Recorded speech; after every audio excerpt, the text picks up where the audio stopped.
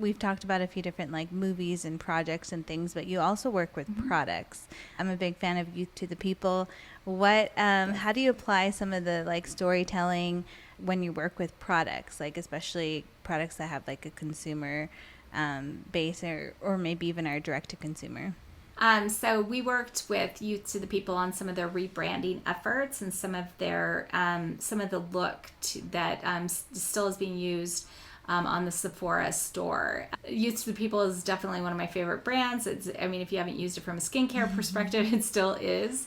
But we haven't like done any of their recent sort of activations and things. So I just want to be clear about Totally. that. But I would say anytime that we're looking at a product, it's still tech product, consumer product, anything like that. It's like, how can we tell a story? So for instance, if I was going to be doing a story for Youth to the People, it's all vegan, right? And it's got all of these things in it that so if I did an activation, I probably would be like a chef that used all of the ingredients to create these really fabulous dishes as part of an activation, for instance.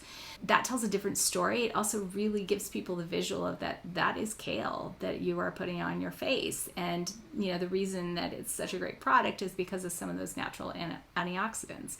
So it's taking that, it's maybe taking how to break up the product also and maybe create a piece of art out of it, or take the jars and do something sustainable. Working with influencers and creators to really do behind the scenes, like this is great, like from a makeup perspective, sometimes really cool to bring drag into it and have them do makeup tutorials, so that you also get this angle of this highly engaged audience, and also it's inclusive, and that really bodes well for the brand as well. So I would say those are just a couple of examples of how you can kind of bring the story through